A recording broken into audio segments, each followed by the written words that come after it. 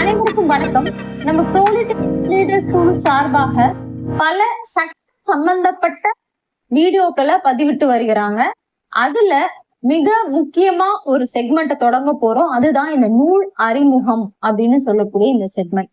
இதுல இன்னைக்கு நம்ம பார்க்க போறது சாமானியனுக்கான சட்டங்கள்.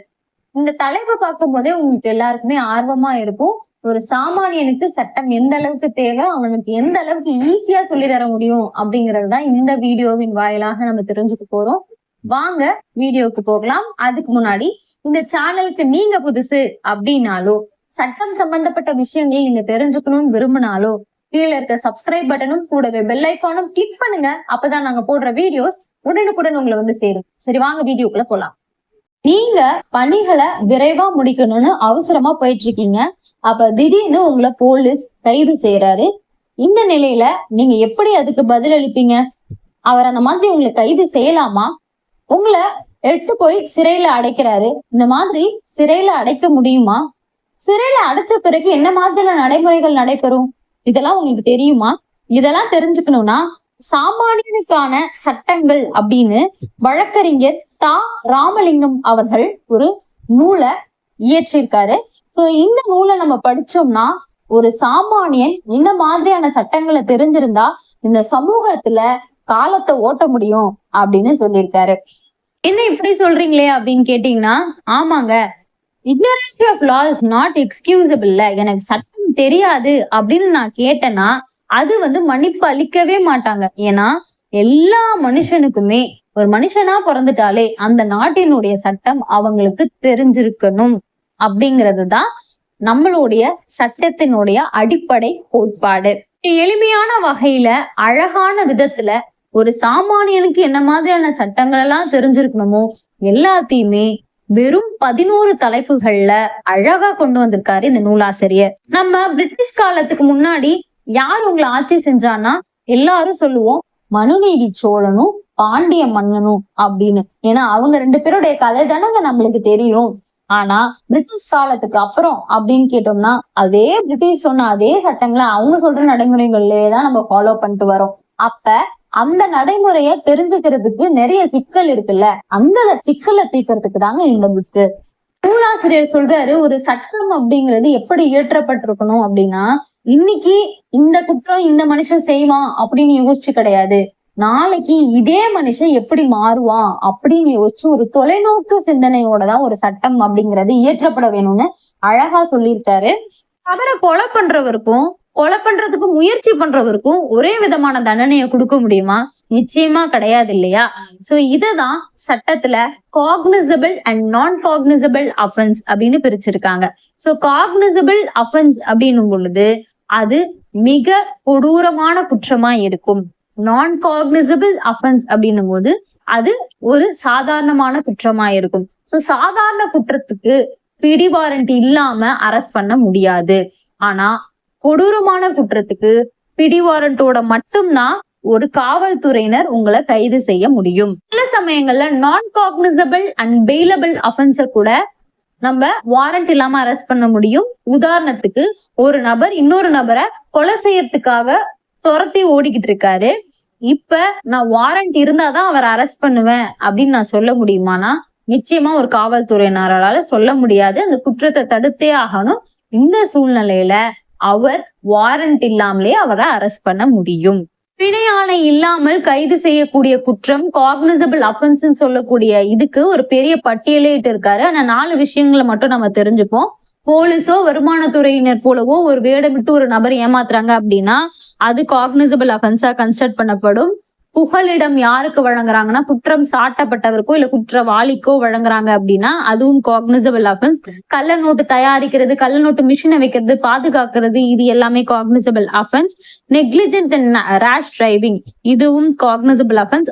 வரதட்சணை, மரணம், கொலை முயற்சி, தற்கொலை முயற்சி, தற்கொலைக்கு தூண்டுதல், இது எல்லாமே காக்னிசபிள் அஃபென்ஸ். திருட்டு, கொள்ளை, கூட்டுக்கொள்ளை, இது எல்லாமே cognizable offence. Criminal breach of ட்ரஸ்ட்னு சொல்லக்கூடிய குற்றமுறு நம்பிக்கை மோசடி, குற்றமுறு மிரட்டலை செய்தல், இதெல்லாமே காக்னிசபிள் அஃபென்ஸா கன்சிடர் பண்ணப்படும். ஓகே, நான் காக்னிசபிள் அஃபென்ஸா எதெல்லாம்னா போலீஸ் கேட்கக்கூடிய கேள்விக்கு பதில் சொல்லாம இருக்கிறது, பொது ஊழியரை அச்சுறுத்துறது, நீதிமன்றத்துல பொய் சாட்சியம் சொல்றது, பொய் சான்றிதழை தயாரிச்சு கொடுக்கறது, கையொப்பம் பொய்யா போடுறது, போலியான இடைக்கருவுகளை உருவாக்குறது, இந்த மாதிரி 2 கல்யாணம் பண்ணிக்கிறது, இது எல்லாமே நான் காக்னிசபிள் அஃபென்ஸ் கீழே வரும். சரி, இந்த காக்னிசபிள் அஃபென்ஸ்க்கு எஃப்ஐஆர் உடனடியா ரெஜிஸ்டர் பண்ணணும் அப்படின்னும், நான் காக்னிசபிள் அஃபென்ஸுக்கு உடனடியா எஃப்ஐஆர் ரெஜிஸ்டர் பண்ணாம ஒரு பிலிமினரி என்கொயரின்னு சொல்லக்கூடிய முதல் கட்ட விசாரணையை மேற்கொள்ளணும் அப்படின்னு சொல்லியிருப்பாங்க. எஃப்ஐஆர்ல என்ன இருக்கும்? எஃப்ஐஆர் நம்பர் இருக்கும், டேட் இருக்கும், அதுல யாரு கம்ப்ளைனன்ட், யாரு அக்யூஸ்ட், யாரு, அது என்ன விதமான குற்றம் அப்படின்னு எல்லா விதமான விஷயங்களும் இருக்கும். அது மட்டும் இல்லாம புகார்தாரருக்கு அந்த மனுவுடைய காப்பிய ஃப்ரீயா கொடுக்கணும் அப்படின்னு சொல்லியிருப்பாங்க. எல்லா வித வழக்குக்கும் எஃப்ஐஆர் போடுவாங்களா அப்படின்னா அதுவும் கிடையாது. சிவில் வழக்குகளா இருக்கும் பட்சத்தில் அதுக்கு CSR அப்படின்னு ஒண்ணுதான் கொடுப்பாங்க. அந்த ரெசிப்டை வச்சு இது போல ஏற்கனவே ஒரு சம்பவம் நிகழ்ந்ததுதான் நம்ம நீதிமன்றத்துல வச்சு தாக்கல் செய்ய முடியுமே தவிர வேறு எந்த விஷயத்துக்கும் போலீஸ் மூலயமா நம்ம பஞ்சாயத்து பண்ணக்கூடாது. வழக்காக இருந்தாலும் உங்களை தகாத வார்த்தைகள்ல பேசுறாங்க, அடிக்கிறாங்க, கொலை மிரட்டல் விடுறாங்கன்னா தாராளமா நீங்க போலீஸ் ஸ்டேஷன்ல வழக்கு பதிவு செய்யலாம். போலீஸ் என்கிட்ட தகுந்த காரணங்கள் இருந்தும் எஃப்ஐஆர் ரெஜிஸ்டர் பண்ண மாட்டாரு அப்படின்னா நீங்க நேரடியா மேஜிஸ்ட்ரேட் கிட்டயே பிரைவேட் கம்ப்ளைண்ட்னு ஒண்ணு கொடுக்கலாம். கைது செய்யப்பட்ட 24 மணி நேரத்துக்குள்ளார அந்த கைதிய மேஜிஸ்ட்ரேட் கிட்ட ஒப்படைக்க வேண்டியது காவல்துறையினருடைய கடமை. காவல்துறையினருக்கு யார வேணும்னாலும் இன்வெஸ்டிகேட் பண்றதுக்காக அழைக்கலாம். அந்த இன்வெஸ்டிகேஷன் முடிஞ்சு ஒரு ஃபைனல் ரிப்போர்ட் அப்படின்னு சொல்லக்கூடிய குற்ற அறிக்கையை 90 நாட்களுக்குள்ளார எஃப்ஐஆர் ரெஜிஸ்டர் பண்ணதுல இருந்து 90 நாட்களுக்குள்ளார தாக்கல் செய்யப்படணும். அந்த குற்றம் உறுதி செய்யப்பட்டுச்சு அப்படின்னா அத குற்ற பத்திரிகையா தாக்கல் செய்யணும். அதுதான் சார்ஜ் ஷீட் அப்படின்னு சொல்லுவோம். அந்த சார்ஜ் ஷீட்ல அந்த நபருடைய பெயர், யாரெல்லாம் சாட்சியா வந்தாங்க, என்ன விதமான குற்றம் அவங்க செஞ்சாங்க, அந்த குற்றம் என்ன நிலையில நடந்தது, அடுத்து என்ன சட்டம், என்ன மாதிரியான பிரிவுகள்ல அது தண்டிக்கப்படக்கூடிய ஒரு குற்றம் அப்படிங்கிறதையும், என்ன நீதிமன்றத்தின் ஆள்வரை கீழே வரும், எந்த மேஜிஸ்ட்ரேட் இதனை விசாரிப்பாரு, என்ன போலீஸ் இதுல வருவாங்க அப்படிங்கிற எல்லா விஷயங்களையுமே அந்த சார்ஜ் ஷீட்ல மென்ஷன் பண்ணியிருப்பாங்க. அடுத்து இன்வெஸ்டிகேஷன் பண்ணுவாங்க. சோ அந்த இன்வெஸ்டிகேஷன்ல எந்த விதமான எவிடன்ஸும் கிடைக்கல அப்படின்னா மிஸ்டேக் ஆஃப் ஃபேக்ட்னு சொல்லி க்ளோஷர் ரிப்போர்ட் அப்படின்னு ஒண்ணு ஃபைல் பண்ணுவாங்க. அப்படி அந்த அஃபென்ஸே நடைபெறதுக்கான வாய்ப்பு இல்லை, அது எந்த விதமான சட்டத்தினோடையும் தொடர்புடையதா இல்லை அப்படின்னும் போது அந்த கம்ப்ளைண்ட்டையே மிஸ்டேக் ஆஃப் ஃபேக்ட் அப்படின்னு சொல்லியும் க்ளோஸ் பண்றதுக்கான வாய்ப்புகள் இருக்கு. ஒரு அக்யூஸ்ட கைது செஞ்சுட்டு போலீஸ் அப்படியே வச்சுக்கலாமானா கிடையாது. அவங்க 24 மணி நேரத்துக்குள்ளார மேஜிஸ்ட்ரேட் முன்னாடி ஒப்படைக்கணும். சோ எந்த மேஜிஸ்ட்ரேட்னா அந்த குற்றம் நடைபெற்ற ஆள்வரையில் உள்ள நீதிமன்றத்தின் உள்ள நீதிமன்ற நடுவர்கிட்ட ஒப்படைக்கணும். இந்த அரஸ்டுக்குன்னு ஒரு ப்ரொசீஜர் இருக்கு. அந்த ப்ரொசீஜரை சொல்லக்கூடிய வழக்கு DK Basu versus state of West Bengal AIR 1997 SC 610 அப்படின்னு சொல்லியிருப்பாங்க.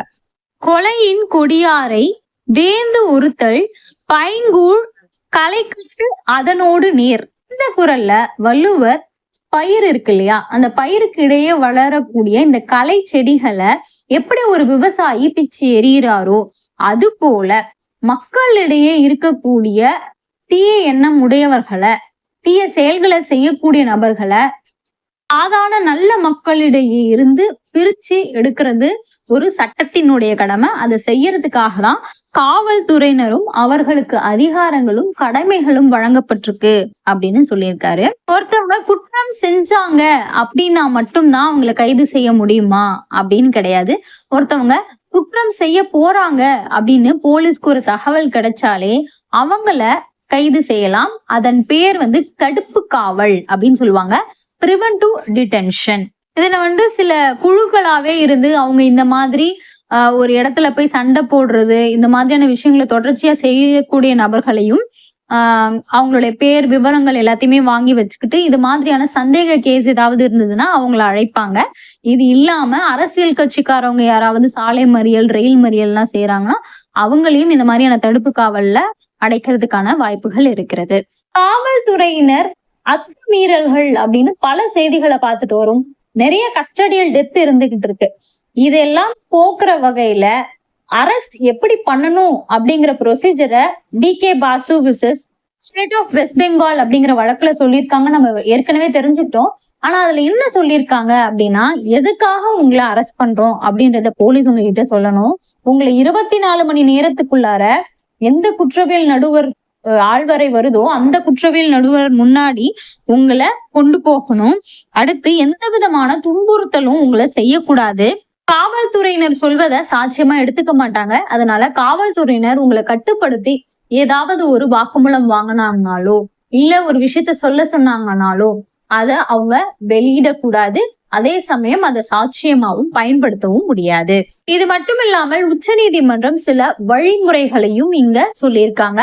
அதுல முதல் விஷயம், எந்த காவல்துறை அதிகாரியும் உங்களை கைது செய்யறாரோ அவருடைய பெயர் மற்றும் விவரங்களை உங்ககிட்ட தெரிவிக்கணும். இந்த விவரங்களை காவல் நிலையத்தில் உள்ள பதிவேட்டிலையும் பதிவு செஞ்சு வச்சிருக்கணும்.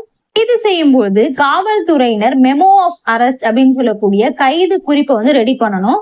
அதுல ஒரு சாட்சியம் கிட்டையாவது கையெழுத்து வாங்கணும். அது குடும்பத்தார், அதாவது அந்த கைது செய்யப்பட்ட நபருடைய குடும்பத்தாரோ இல்ல அவருடைய அக்கம் பக்கத்துல வசிக்கக்கூடிய நபர்களிடமோ அந்த கையெழுத்தை பெறலாம். அவங்க கிட்ட மட்டும் வாங்கினா போதுமா? கிடையாது. இந்த கைது செய்யப்பட்டாங்க இல்லையா, அந்த நபர்கிட்டையும் கையொப்பம் வாங்கணும். கைது செய்ய வரல, விசாரணைக்காக தான் அழைச்சு செல்றாங்க, இல்ல தடுப்பு காவல்ல வைக்கிறாங்க அப்படின்னால் கூட அவங்க உறவினருக்கோ நலன் விரும்பிக்கோ இதை உடனடியா தெரிவிக்கணும் அப்படின்னு சொல்றாங்க. இப்ப அந்த நலன் விரும்பி வேறு ஒரு மாவட்டத்துல இருக்கிறாரு அப்படின்னும் போது 8ல இருந்து 12 மணி நேரத்துக்குள்ள அவருக்கு தெரிவிக்கணும். அப்படி தெரிவிக்க கூடியது தந்தி வாயிலாகவும் தெரிவிக்கலாம் அப்படின்னு சொல்லியிருக்காங்க. ஆனா இப்ப அது நடைமுறையில இல்ல. இப்ப இமெயில் வாயிலாகவும் SMS வாயிலாகவும் நம்ம வந்து இந்த விஷயங்களை தெரிவிக்கலாம். இப்படி கைது செய்யப்பட்டு வரக்கூடியவங்களுக்கு உடல்நிலை பரிசோதனை செய்யறதுக்கு வந்து கடமை இருக்கு. சோ அவங்களுக்கு ஏதாவது காயங்கள் இருக்கா, சிறிய காயங்கள் இருக்கா, பெரிய காயங்கள் இருக்கா அப்படிங்கறது எல்லாத்தையுமே நம்ம குறிப்பெடுத்து இன்ஸ்பெக்ஷன் மெமோ அப்படின்னு சொல்லுவாங்க, ஆய்வு குறிப்பு, இந்த குறிப்புல நம்ம மென்ஷன் பண்ணணும். சோ இதுல வந்து அந்த அதிகாரியும் கையொப்பம் இடுவார். அது இல்லாம அந்த கைதிக்கு ஒரு நகலும் கொடுப்பாங்க. ஒவ்வொரு மாநிலத்திலயும் ஒரு சுகாதாரத்துறை இயக்குனர் இருப்பாரு. அவர் என்ன பண்ணுவாருன்னா, ஒரு மருத்துவர்களை வந்து செலக்ட் பண்ணி இந்த கைதிகளை வந்து 48 மணி நேரத்துக்கு ஒன்ஸ் வந்து மருத்துவ பரிசோதனை வந்து செய்வாங்க. இந்த கைது குறிப்பு விவரங்களை எல்லாத்தையுமே உடனடியா அந்த ஆள்வரை உள்ள குற்றவியல் நடுவருக்கு சமர்ப்பிக்கணும். ஒவ்வொரு மாநிலத்திலயும் ஒரு காவல்துறை கட்டுப்பாட்டு அறைன்னு இருக்கணும். அதுல 12 மணி நேரத்துக்கு ஒரு டைம் யார் யாரெல்லாம் அப்ப கைது செஞ்சிருக்கிறாங்க, கைது செய்யப்பட்ட நபருடைய விவரங்கள் எல்லாத்தையுமே அங்க பதிவிடு செய்யணும். அவருடைய பார்வைக்கும் வெளிப்படையா தெரியற மாதிரி ஒரு அறிவிப்பை தயார் செஞ்சு அந்த கைது செய்யப்பட்ட நபரை பத்தின விவரங்களை வெளியிடணும். டைரக்டர் ஜெனரல் ஆஃப் போலீஸ், காவல்துறை பொது இயக்குனர் மற்றும் உள்துறை செயலர், ஹோம் செக்ரட்டரி, சோ இவங்க என்ன பண்ணணும்னா எல்லா காவல் நிலையங்களுக்கும் இந்த டீடைல்ஸ் எல்லாத்தையுமே அனுப்பணும். அது மட்டும் இல்லாம அங்க இருக்கக்கூடிய கைது செய்யப்பட்டவங்க இல்ல அந்த கைது செய்யறவங்கள பார்க்க வரவங்க இவங்க எல்லாருமே தெரிஞ்சுக்கிற வகையில இந்த கைட்லைன்ஸை அவங்க வெளியிடணும் அப்படின்னு சொல்லியிருப்பாங்க. தீர்ப்பு வந்து 19 வருஷம் ஆனாலும் இன்றளவும் இதைதான் ஃபாலோ பண்ணிட்டு வரோம். ஏன்னா இதுக்கு எகெயின்ஸ்டா வேற எந்த ஒரு தீர்ப்பும் வரல. உங்க மேல ஒரு வழக்கு போடுவாங்க அப்படின்னும் உங்களை அரெஸ்ட் பண்ணிடுவாங்க அப்படின்னும் ஒரு அச்சம் ஏற்படும் போது அதை நடக்காம தடுக்கிறதுக்கு நம்ம முன்ஜாமீன் கேட்கலாம். இத தூய தமிழ்ல சொல்லணும்னா எதிர்நோக்கு பிணை, இங்கிலீஷ்ல ஆன்டிசிபேட்டரி பெயில். எந்த நீதிமன்றத்துல இதை நம்ம தாக்கல் செய்ய முடியும் அப்படின்னா பிரின்சிபல் செஷன்ஸ் கோர்ட் அப்படின்னு சொல்லக்கூடிய முதன்மை அமர்வு நீதிமன்றத்திலையும் உயர் நீதிமன்றத்துல மட்டும்தான் இதை தாக்கல் செய்ய முடியும். அப்படி தாக்கல் செய்யக்கூடிய மனுவை விசாரிச்சுட்டு உண்மையாவே இவங்க கோர்ட்ல சொல்லக்கூடிய கண்டிஷன்ஸ் எல்லாம் ஃபாலோ பண்ணுவாங்க, சாட்சிகளை கலைக்க மாட்டாங்க அப்படின்னு நீதிபதிக்கு தெரிய வந்தால் ஆன்டிசிபேட்டரி பெயில் வழங்குவாங்க. இப்ப ஆன்டிசிபேட்டரி பெயில் மறுக்கிறாங்க, இல்ல இவங்க சாட்சியை கலைக்க வாய்ப்பு இருக்கு அப்படின்னு மறுக்கிறாங்க அப்படின்னா உயர் நீதிமன்றத்துல தள்ளுபடி ஆச்சுன்னா நம்ம உச்ச நீதிமன்றம் போறதுக்கான அதிகாரமும் இருக்கு. அங்கேயும் தள்ளுபடி ஆயிடுச்சுன்னா மீண்டும் சிறிது நாள் கழிச்சு கூட மறுபடியும் நம்ம பெயில் அப்ளிகேஷன் போடலாம். அதை வந்து சேஞ்ச்டு சர்க்கம்ஸ்டான்ஸ், மாறிய சூழ்நிலைன்னு சொல்லுவாங்க. எனக்கு உடல்நிலை சரியில்லை, இல்ல எனக்கு இந்த மாதிரி வீட்டுல ஒரு துக்க நிகழ்ச்சி ஏற்பட்டுச்சு அப்படின்னு சொல்லி ஒவ்வொரு விஷயங்களையும் நம்ம நீதிமன்றத்தின் முன்னாடி சொல்லி அதன் பிறகு நம்ம வாங்குறதுக்கான வாய்ப்புகளும் இருக்கு. ஆன்டிசிபேட்டரி பெயில் வாங்கினவங்கள கைது செய்யவே முடியாதா அப்படின்னு கேட்டோம்னா கிடையாது. காவல்துறையினர் நினைச்சாங்கன்னா இந்த மாதிரி அவங்க சாட்சியை கலைக்கிறாங்க, இல்ல இந்த மாதிரி முறையா வந்து கையெழுத்து போட மாட்டாங்க அப்படின்னு நீதிமன்றத்துல தெரிவிச்சாங்கன்னா அது 2 பக்கமும் விசாரிச்சு நீதிபதி அந்த எதிர்நோக்கு மனுவை கூட கேன்சல் பண்ணலாம். அப்படி ஒருத்தவங்கள கைது செஞ்சுட்டாங்க அப்படின்னா அவங்களுக்கு பெயில் வாங்கலாம். சோ அந்த பெயில் எப்படி வாங்கணும்னா, இப்போ ஒரு நபரை வந்து நீதிபதி இவங்க ரிமாண்ட்ல வைக்கணும் அப்படின்னு முடிவு செய்யறாங்கன்னா அது ஜுடிஷியல் கஸ்டடின்னு சொல்லுவாங்க. அந்த ஜுடிஷியல் கஸ்டடியில ஒரு 2 or 3 days இன்வெஸ்டிகேஷனுக்கு வேணும் அப்படின்னு சொல்லிட்டு போலீஸ் கேட்கலாம். சோ 2 நாள் 3 நாளுக்கு மேல ஒரு நீதிபதி வழங்க மாட்டாங்க. அந்த 3 நாளுக்குள்ளார விசாரணையை முடிக்க சொல்லுவாங்க. அவர் அந்த ஸ்பாட்டுக்கு கொண்டு போயிட்டு இந்த இடத்துல இந்த மாதிரி நடந்தது அப்படின்ற சாட்சியங்கள் எல்லாம் அவங்க கிட்ட இருந்து வாங்கிப்பாங்க போலீஸ். சோ அந்த இன்வெஸ்டிகேஷன் அந்த டைம்குள்ள முடிக்க முடியலன்னா இன்னும் டைம் எக்ஸ்டெண்ட் பண்ணி கேட்கலாம். ஆனா நீதிபதி நினைச்சால் மட்டுமே அதை கொடுக்க முடியும். இப்ப பிணை வேணும் அப்படின்னு சொல்லிட்டு எந்த நீதிமன்றத்துல தாக்கல் செய்ய முடியும் அப்படின்னா, பொதுவா அவங்க செய்யக்கூடிய குற்றங்களை பொறுத்து அது செஷன்ஸ் கோர்ட்டா இல்ல மேஜிஸ்ட்ரேட் கோர்ட்டா அப்படிங்கிறது முடிவு செய்யப்படும். அப்படி மேஜிஸ்ட்ரேட் கோர்ட்னாலயோ செஷன்ஸ் கோர்ட்னாலயோ ஒரு பெயில் மறுக்கப்படுதுன்னா உயர் நீதிமன்றத்திலயும் இல்ல உச்ச நீதிமன்றத்திலயோ கூட பெயில் போய் வாங்கிக்கலாம். இப்படி கொடுக்கப்படக்கூடிய பெயிலுக்கு பொதுவாவே போலீஸ் தரப்புல இருக்கக்கூடிய அசிஸ்டன்ட் பப்ளிக் ப்ராசிக்யூட்டரோ இல்ல பப்ளிக் ப்ராசிக்யூட்டரோ மறுப்பு தெரிவிப்பாங்க. அதையும் தாண்டி நீதிமன்றம் இவங்க சாட்சியை கலைக்க மாட்டாங்க, இவங்க சொல்லக்கூடிய கண்டிஷன்ஸ் எல்லாம் ஃபாலோ பண்ணுவாங்க அப்படின்னு நம்பினாங்கன்னா பெயில் கிராண்ட் பண்ணுவாங்க. அந்த பெயில் அப்ளிகேஷனோட பிணை தொகை மற்றும் அதுக்கு யாராவது ஷூரிட்டியை கூட்டிட்டு வரணும். அந்த ஷூரிட்டிக்கு ஒரு சொத்து மதிப்பு இருக்கணும். அப்படி அவங்க சொன்ன கண்டிஷன்ஸ் ஏதாவது மீறிட்டாங்க அப்படின்னா கேன்சலேஷன் ஆஃப் பெயில், பிணையை ரத்து செய்யறதுக்காக காவல்துறையினர் நீதிமன்றத்தை அணுகலாம். அடுத்து நம்ம பார்க்கக்கூடியது பரோல். பரோலும் பெயிலும் ஒரே விஷயம் அப்படின்னு நம்ம பலர் நினைச்சிட்டு இருக்கோம். ஆனா ரெண்டுமே ஒண்ணும் கிடையாது. பெயில் அப்படிங்கிறது ஒரு வழக்கு தொடுக்கப்படுது, அவர் வந்து அந்த நேரத்துல என்னை விடுவீங்க அப்படின்னு கேட்கறதுக்காக ஒரு பர்டிகுலர் பீரியடுக்கு கொடுக்கப்படுறது பெயில். ஆனா பரோல் அப்படிங்கிறது ஒரு குற்றம் சாட்டப்பட்டவர், அக்யூஸ்டா இருக்கவர், குற்றவாளி அப்படின்னு நீதிமன்றத்தினாலேயே முடிவு செய்யப்பட்ட பிறகு அவர் என்ன கொஞ்ச நாள் விடுவீங்க, என்னுடைய குடும்பத்துல ஒரு முக்கியமான திருமணம், ஒரு மிக முக்கியமான துக்க நிகழ்ச்சி அப்படின்னு நீதிமன்றத்துக்கிட்ட கேட்டு அதன் பிறகுதான் பரோல் அப்படிங்கிறத வாங்க முடியும். இதுக்குன்னு ஏதாவது தனிப்பட்ட பிரிவுகள் இருக்கா அப்படின்னு கேட்டோம்னா சட்ட ரீதியா இல்ல. சப்போஸ் பரோல் அப்படிங்கிறத அந்த நீதிமன்றம் வழங்கலைன்னா உயர் நீதிமன்றத்துக்கு மேல்முறையீடு போகலாம். அந்த மேல்முறையீடுல பரோல் வழங்கப்பட்டுச்சு அப்படின்னாலோ இல்ல பரோல் வழங்க மறுக்கப்பட்டுச்சு அப்படின்னாலோ இதுக்கு சம்பந்தப்பட்ட பிரிவுகள் ஏதாவது இருக்கா அப்படின்னா இல்ல. ஆனா இத நீதிமன்றம் நடைமுறையில மட்டும் செயல்படுத்தி கொண்டு வருகிறார்கள். சுப நிகழ்ச்சிகள் காரணம் மட்டும்தான் சொல்லி ஒரு நபரால பரோல் வாங்க முடியுமா அப்படின்னு கேட்டோம்னா அப்படி கிடையாது. சில சமயங்கள்ல குற்றவாளி அப்படின்னு தீர்ப்பளித்த பிறகு நான் மேல்முறையீடு போக போறேன், அதனால எனக்கு பரோல் கொடுங்கன்னு சொல்லிட்டு அதே நீதிபதி கிட்ட கூட கேட்கலாம். இதுக்கான தனிப்பட்ட பிரிவுகள் இல்லைன்னு சொல்றீங்க, அப்புறம் எப்படி ஒரு ஹைகோர்ட்டால விசாரிக்க முடியும் அப்படின்னா இது இன்ஹெரிட்டன்ட் பவர்ஸ் ஆஃப் ஹைகோர்ட் அப்படின்னு சொல்லுவாங்க. உயர் நீதிமன்றத்தின் தனித்த அதிகாரங்கள். இப்படி பரோல்ல விடப்பட்ட அந்த குற்றவாளி அந்த குறிப்பிட்ட நிகழ்ச்சியில மட்டும் கலந்துக்கணும். கூட வந்து காவல்துறையினரும் துணை இருப்பாங்க. அது முடிஞ்சதும் அவங்க வந்து உடனடியா சரணடைஞ்சிடணும். அப்படி இல்லை அப்படின்னா அவங்க மேல வந்து இந்த பரோலை வந்து கேன்சல் பண்ணிட்டு அவங்கள உடனடியா சிறையில அடைக்கும்படி உத்தரவிடலாம். அடுத்து நம்ம பார்க்க போறது ஆட்கொணர்வு மனு. ஆட்கொணர்வு மனு அப்படிங்கிறதையே ஆள் பிளஸ் கொண்டு வருதல் அப்படின்னு நம்ம பிரிக்கலாம். அப்ப ஒரு ஆள் காணா, அவங்கள கண்டுபிடிக்க சொல்லி கேட்கக்கூடியதுதான் இந்த மனு. இந்த மனுவை வந்து ஒரு காவல்துறையினர் ஒரு குற்றவாளியோ இல்ல ஒரு அக்யூஸ்டையோ அரெஸ்ட் பண்ணி வச்சிருக்கிறாங்க, அந்த சமயத்துல அவர் காணாம போயிடுறாரு, இல்ல அவர் எங்க இருக்கிறாருன்னு தெரியல அப்படின்னும் போதும் இதை போடலாம். அது இல்லாம ஒரு நெருங்கிய நண்பரோட கடைசியா பழகினாங்க, அவங்கள காணோம், இல்ல ஒரு பெண்ணை வந்து நாங்க கண்டிச்சோம், அவங்கள காணோம், அவங்களோட உயிரை குறித்து ஒரு அச்சம் இருக்கு அப்படின்னும் போதும் இந்த மாதிரியான ஏபிஎஸ் கார்பஸ் ரிட் பெட்டிஷனை நம்ம போடலாம். இந்த ரிட் பெட்டிஷனை ஹைகோர்ட் இல்லைன்னா சுப்ரீம் கோர்ட்ல தான் போட முடியும். ஃபண்டமெண்டல் ரைட்ஸ் பாதிக்கப்பட்டா மட்டும்தான் சுப்ரீம் கோர்ட்ல போட முடியும். ஏன் இந்த ரிட் மனுக்களை உயர் நீதிமன்றத்திலயும் உச்ச நீதிமன்றத்திலயும் மட்டும்தான் போட முடியும் அப்படிங்கிற கேள்வி எல்லாருக்குமே இருக்கும். அதுக்கான காரணம் அவங்களுக்கு மட்டும்தான் இந்த சிறப்பு ஆள்வரை அதிகாரம் வழங்கப்பட்டிருக்கு. ஸ்பெஷல் ஒரிஜினல் ஜூரிஸ்டிக்ஷன் இல்லைன்னா எக்ஸ்ட்ராடினரி ஒரிஜினல் ஜூரிஸ்டிக்ஷன் அப்படின்னு சொல்லுவாங்க. ஜூரிஸ்டிக்ஷன் அப்படிங்கிறத இப்ப விளக்கமா தெரிஞ்சுக்கலாம். கிரிமினல் வழக்குகளை நடத்துறதுக்கு கிரிமினல் நீதிமன்றங்கள் இருக்கு. அதாவது குற்றவியல் நடுவர் நீதிமன்றத்துல இருந்து அடுத்து அதுக்கு மேற்பட்டு அப்பீல் போகணும் அப்படின்னா பிரின்சிபல் செஷன்ஸ் கோர்ட் அப்படின்னு சொல்லக்கூடிய மாவட்ட செஷன்ஸ் நீதிபதி கிட்ட போய் சேரும்.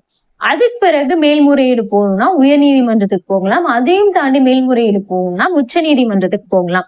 அதுவே உரிமையல் வழக்கு, அதாவது சிவில் வழக்கு பொறுத்த வரைக்கும் முன்சிப் கோர்ட்டுக்கு முதல்ல போகணும். அதாவது மாவட்ட உரிமையல் நீதிமன்றம். முன்சிப் கோர்ட்ல இருந்து அப்பீல் சப் கோர்ட்டுக்கு போகும்.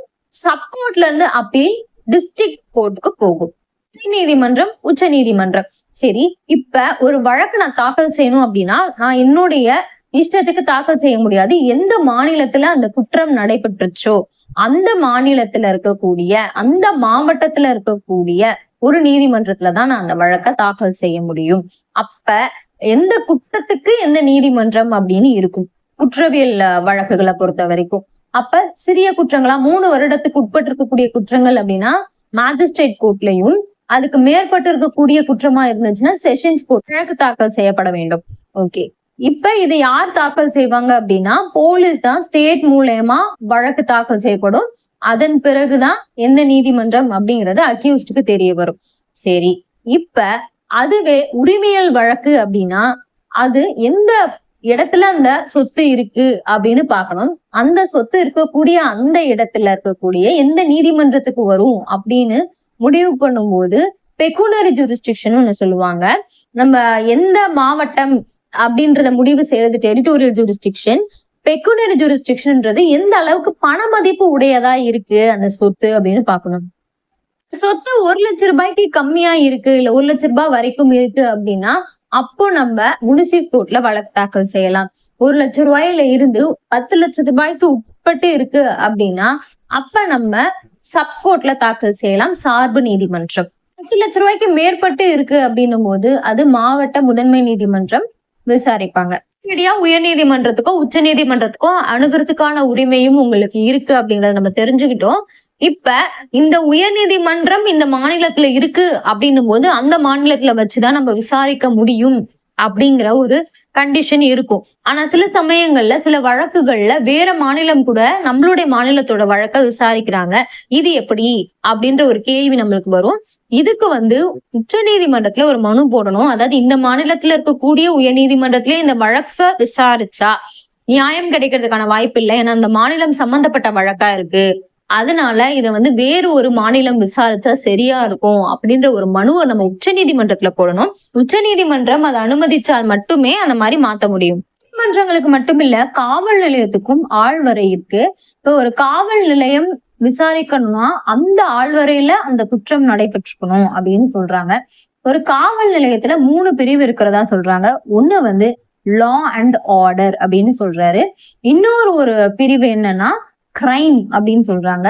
3வது பிரிவு டிராபிக் என்ஃபோர்ஸ்மெண்ட் இன்வெஸ்டிகேஷன் அப்படின்னு சொல்றாங்க.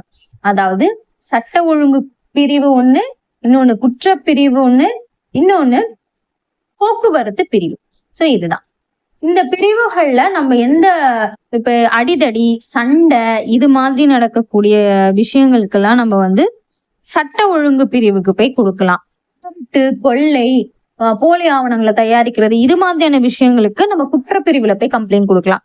சரி, இப்ப டிராபிக் சம்பந்தப்பட்டு ஒரு ஆக்சிடென்ட் நடைபெறுது அப்படின்னா அந்த ஆக்சிடென்ட் எந்த இடத்துல நடைபெறுதோ அந்த காவல் நிலையத்துல போய் கொடுக்கலாம் அப்படின்னு சொன்னோம். ஆனா எல்லா இடத்துலயுமே இந்த டிராபிக் என்ஃபோர்ஸ்மெண்ட் இன்வெஸ்டிகேஷன் சொல்லக்கூடிய போக்குவரத்து குழு இருக்குமா, போக்குவரத்து பிரிவு இருக்குமா அப்படின்னு கேட்டோம்னா இருக்காது. ஒரு 10 காவல் நிலையங்கள்ல ஒரு காவல் நிலையத்துக்கு தான் இருக்கும். ஆனா நம்ம காவல் நிலையத்துல போய் கேட்டோம்னா எந்த காவல் நிலையத்தின் கீழே இது வரும் அப்படிங்கிறத தெரிவிப்பாங்க. மோசமான ஆக்சிடென்ட்னா கண்டிப்பா எஃப்ஐஆர் ரெஜிஸ்டர் பண்ணணும், காப்பீடு கண்டிப்பா வச்சிருக்கணும், இழப்பீடு கண்டிப்பா பெறலாம்.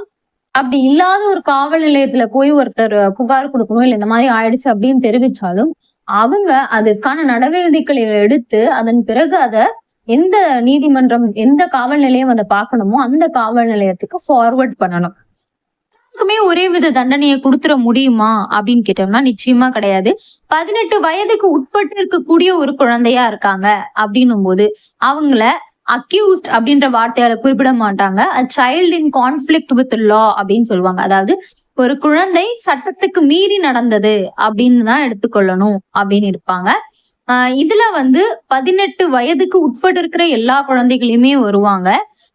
இவங்களுக்குன்னு தனியா ஒரு நீதிமன்றம் இருக்கு. இவங்களை காவல்துறையினர் அந்த காவல் உடைய வச்சே கைது செய்யக்கூடாது, அவங்களுக்கு பிற நடைமுறைகள் எல்லாம் பண்ணக்கூடாது அப்படின்னு சொல்லியிருப்பாங்க. 24 மணி நேரத்துக்குள்ளார இந்த ஜுவனைல் ஜஸ்டிஸ் போர்டுல இருக்கக்கூடிய அந்த நீதிபதியிடம் ஒப்படைக்கணும். அவங்க உடனடியா இவங்களுக்கு பெயில் கிராண்ட் பண்றதுக்கும் வாய்ப்பு இருக்கு. இல்லைன்னா சிறுவர் சீர்திருத்த பள்ளியில இவங்களுக்குன்னு ஒரு பாதுகாப்பையும் இந்த மாதிரி நல்ல விஷயங்களையும் கத்துக் கொடுக்கறதுக்கு ஒரு இடமா அமைஞ்சிருக்கு.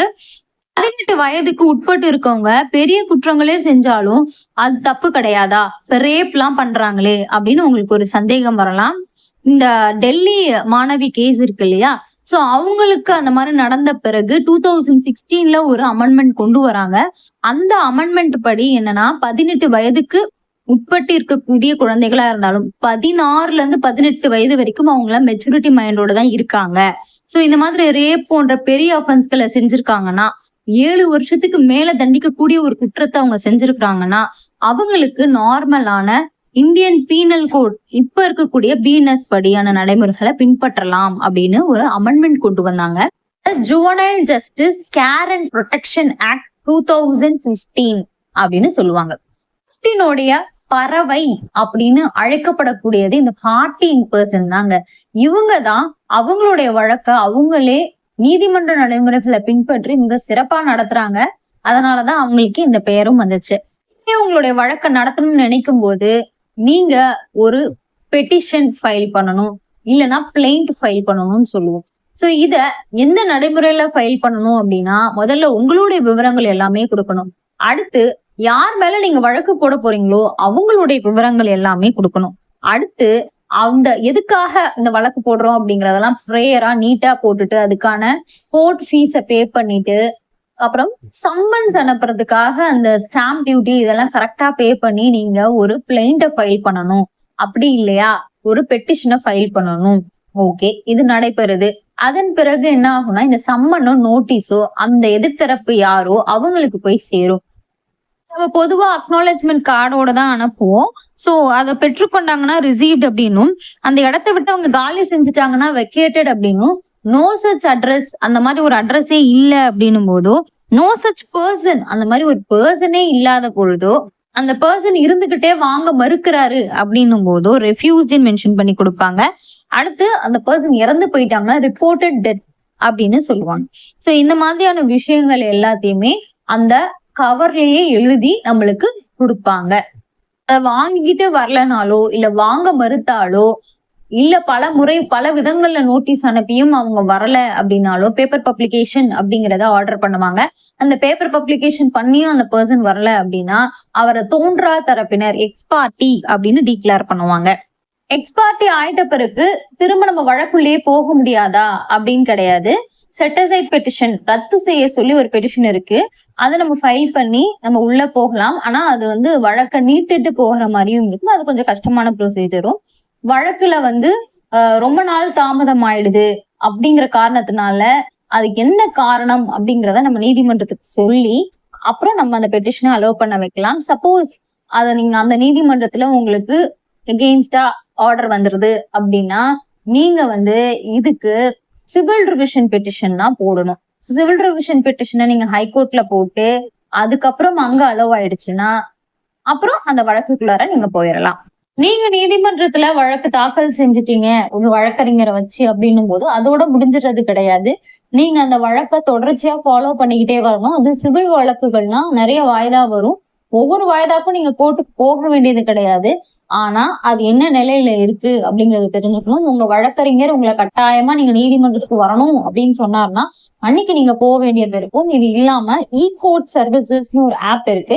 இந்த ஆப்பின் மூலயமா நீங்க எல்லா விஷயங்களையுமே வழக்கினுடைய கேஸ் ஹிஸ்டரின்னு சொல்லுவாங்க, இது எல்லாமே நீங்க தெரிஞ்சுக்கலாம். அடுத்து எந்த ஹியரிங் டேட் அப்படிங்கறத தெரிஞ்சுக்கலாம். வாடகைக்கு ஒரு நபரை நீங்க விடுறீங்க. அவங்க கிட்ட விடும்போது கட்டாயமா அக்ரிமெண்ட் போடணுமா அப்படின்னா போடணும் அப்படிங்கிற அவசியம் கிடையாது. ஆனால் போட்டா உங்களுக்கு அது தாமதம் ஆயிடுச்சு அப்படிங்கிறதுக்கு ஒரு பெனிஃபிட்டா நம்ம சட்டத்துல கிளைம் பண்ணலாம். இது கண்டிப்பா பதிவு செய்யப்பட வேண்டியதுதானா அப்படிங்கிற ஒரு கேள்விக்கு 11 மாதங்களுக்கு உட்பட்டு நீங்க ஒரு அக்ரிமெண்ட் போட்டுக்கிறீங்கன்னா அது பதிவு செய்யப்படணும் அப்படிங்கிற அவசியம் கிடையாது. 12 மாதங்களுக்கு ஆயிடுச்சுனாலே கட்டாயம் அதை பதிவு செய்யணும். ஒரு அக்ரிமெண்ட் இல்லைனாலும் கூட மாத வாடகை செலுத்துவதற்காக ஏதாவது ஒரு விதமான ரெசிப்ட் உங்ககிட்ட இருக்கணும். அது உரிமையாளருக்கும் சரி, அந்த வாடகை இருக்கக்கூடிய நபருக்கும் சரி பயனுள்ளதா இருக்கும். அடுத்து முன்பணம் அப்படிங்கிறது ஒரு மாத வாடகையை தாண்டி இருக்கக்கூடாது அப்படின்னு சொல்லியிருப்பாங்க. பல வழக்குகள் முன் பணம் அதிகமாக இருக்கும் பட்சத்தில் ஒரு வழக்கு தொடுக்கிறாங்கன்னா பல மாசங்களா வாடகை கொடுக்கல அப்படின் போது அதிலிருந்து கழித்து கொள்ளலாம் அப்படின்னும் தீர்ப்புகள் வந்திருக்கு. அடுத்து ஒரு நியாயமான வாடகையை நிர்ணயம் செய்யணும் அப்படின்னு கூட நம்ம நீதிமன்றத்தை அணுகலாம். அது வாடகை விடுறவங்களா இருந்தாலும் சரி, வாடகைக்கு இருக்கிறவங்களா இருந்தாலும் சரி.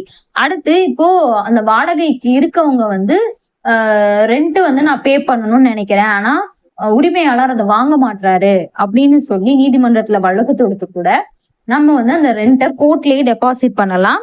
அடுத்து உரிமையாளருக்கான பெனிஃபிட்டை இப்ப நம்ம தெரிஞ்சுக்கலாம். இப்ப அந்த உரிமையாளருக்கு போதுமான வாடகையை இவர் தொடர்ச்சியா கொடுக்கவே இல்லை பல மாதங்களா அப்படின்னும் போது அவர் வேணுமனே கொடுக்கல அப்படின்னு சொல்லி அந்த காரணத்தை கேட்டு வழக்கு போட்டு நம்ம ப்ராப்பர்ட்டியை திரும்ப பெற்றுக்கொள்ளலாம். அடுத்து பில்டிங்கை நான் இந்த பர்பஸ்க்காக தான் விட்டேன், ஆனா வேற ஒரு பர்பஸ்க்காக பயன்படுத்துறாரு, இல்லீகல் பிசினஸ் பண்றாரு அப்படின்னு சொல்லி கூட நம்ம அவங்கள காலி செய்ய சொல்லலாம். அடுத்து கமிட்டிங் ஆக்ட் ஆஃப் வேஸ்ட், அதாவது கண்ட இடங்கள்ல ஆணி அடிக்கிறதா இருக்கட்டும், இல்ல அந்த பொருளை அந்த வீட்டை சேதம் செய்யற மாதிரி ஏதோ ஒரு செயலை செய்யறாங்க அப்படின்னாலும் அவங்கள இந்த பிரிவின் கீழே அந்த வாடகையில இருந்து விலக சொல்லி கேட்கலாம். அடுத்து 4 மாதங்களுக்கு மேல அந்த இடம் பூட்டியே கிடக்குது அப்படின்னும் போது அதை எனக்கு திரும்ப கொடுங்க அப்படின்னு சொல்லியும் கேட்கலாம். சில சமயங்கள்ல அவங்களே உள்குத்தகை விடுவாங்க சின்னதா கட்டி.